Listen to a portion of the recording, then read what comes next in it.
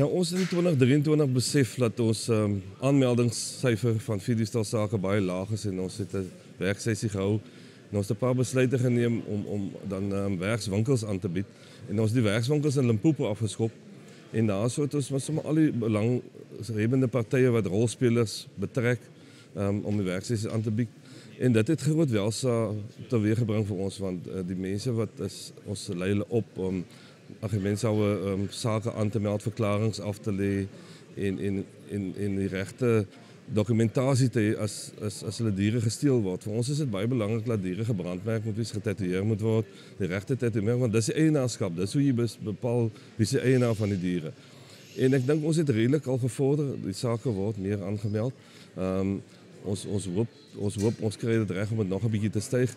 En toe het ons ook 'n WhatsApp groep begin in samewerking met die RPO en die Nasionale Fides-vervolgingsgesag en RMIS, dat jy op WhatsApp kan rapporteer as daar diere gesteel word. Nie noodwendig dat jy 'n polisienommer by het nie, as jy een kan bygee is dit baie goed. En dit stel ons in staat om brandpunte te identifiseer en ons kan dan aandag gee op daai brandpunte en meer dalk betrokke raak in daai areas waar baie diere gesteel word. So dit is vir ons baie belangrik, die aanmelding van sake, want jy weet die toerusting en die mannekrag word toegeken aan die Fides-eenhede as gevolg van sake, die aanmelding van sake, hoeveel sake daar is. So ons doen altyd 'n beroep op ons produsente om sake aan te meld en sodoende dan ons hande te sterk om meer speurders, meer voertuie wat benodig word om Fides-sake te ondersoek en te bestry. So dit is vir ons baie belangrik. En die werkswinkels Limpopo begin en dit het regtig geeskaleer na al die ander provinsies toe. Dit word baie goed bygewoon. Die inligting wat die mense daar kry, is deur opgeleide mense, advokate en wat die mense leiding gee daarso. En ja, ek het kyk net na die ekonomiese verlies en dis nie net die kommersiële produsent wat swaar kry nie. Vir my is die bekommernis dat dit na die opkomende sektor te beweeg omdat hulle nie so toegerus is met kamerastelsels en hulle diere te monitor nie. En ek vat net die voorbeeld as ek produsent 10 beeste het, 'n opkomende produsent 10 beeste het en word 5 gesteel, dan het hy niks oor omtrent, dan het hy 5 beeste oor en dan is dit nie vir hom ekonomies lewensvatbaar om aan te gaan nie. So ons kyk veral na ons opkomende sektor om hulle ook te bemagtig en dat ons almal in die waardeketting en kan dek en sodoende dalk 'n bietjie meer vleis te produseer en ja, dit is maar ons grootste doel wat ons mee besig is. Die mense moet nog gewoond raak aan die WhatsApp-stelsel. Dis eenvoudig, is maklik, jy kan dit van jou selfoon af doen, maar ons kry heel wat meer terugvoer in. En dit help vir ons ontsettend baie. Ek dink ons het, as ek moet duimsuig sê, het ons seker 10-15% gestyg in aanmeldingssake.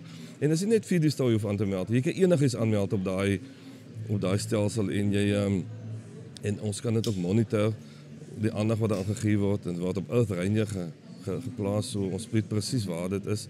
So ja, nee, ek dink ons het baie vordering daarmee gemaak en baie dankie vir die mense wat daarmee betrokke is en wat daarmee help. Ek dink regtig dat dit ons 'n groot plus en vir ons baie inligting bring dit vir ons in om verder te vat. Ja, wat my baie bekommer is die wrede manier waarop diere geslag word. Ek is baie bekommerd daaroor en jy weet die wrede manier waarop diere vermink word. En ek sê eintlik hulle word vermoor.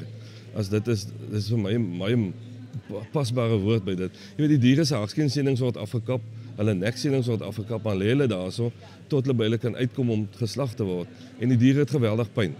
En partykeer word van die diere selfs lewendig begin in stukke afkap en slag en dis vir my onmenslik.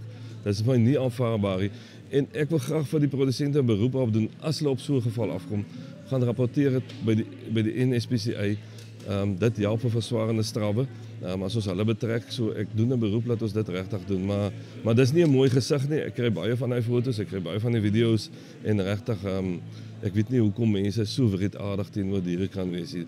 Ek dink is meer syndikaatvorming. Jy kry bestellinge, jy moet gou 'n klompie diere slag vir vleislewe en dan is dit 'n maklike manier om dit so te doen dan. En dan op een plek gou 'n klomp diere te slag en hulle te vermink dat hulle nie kan beweeg nie en dan slag jy tot jy klaar is en soveel as jy nodig het. Maar dit is regtig vir ons 'n groot hartseer en 'n bekommernis dat diere so wreed hanteer word. Ja, dis iets wat baie vinnig eskaleer. Dis mense met groepe honde, plus minus partykeer 25-30 mense met 60 honde plus wat dan jag op die boere se plase. En dis vir my ook 'n baie wrede manier want hulle jag die dier baie flou en moeg en dan word hy op 'n wrede manier verskeer en daar word ook weddenskappe geplaas daarop. Daar's geld betrokke by. En ek vra ook weer dat as daar so iets op jou plaas gebeur, dat jy na NSPCA toe gaan, want die honde moet geskit word, dat hy die stelsel uit kan kom. Jy weet, en ek dink baie keer word die honde ook maar breed hanteer. Dit is baie keer maar honde wat jy kan sien wat swaar kry, wat hulle gebruik om te jag mee. En dit is vir ons ook 'n baie groot bekommernis, want as daar 50, 60 honde op jou plaas is, dink net die gas wat hulle veroorsaak aan jou diere. En ons het regtig doen 'n beroep en ons vra die SPCA om ons te help met dit ook, dat ons dit ook kan stopsit. Ek sê nie ons gaan alles stopsit en ek kan geen beloftes maak nie, maar van ons kant af probeer ons regtig alles om Vredesdal te beheer en te bekamp soveel as wat ons kan. Maar ja, dit is vir ons 'n baie groot krap in die jag met onwettige honde. Ja, ek kan maar net weer eens op julle beroep doen, soos altyd vir julle vra, rapporteer julle Vredesdal sake, kry 'n masnommer, volg die saak op, en maak seker dat jy 'n beëdigde verklaring aflê, want jou beëdigde verklaring is baie belangrik in die hof, en jy kan dit in 'n keuse van jou taal doen. Jy kan 'n keuse van jou taal doen en maak net seker dat jy verstaan wat jy in jou verklaring sê as jy hom klaar afgelê het, en voor jy hom teken, want dit is 'n belangrike in die hof vir jou verdere verrigting van jou hofsaake.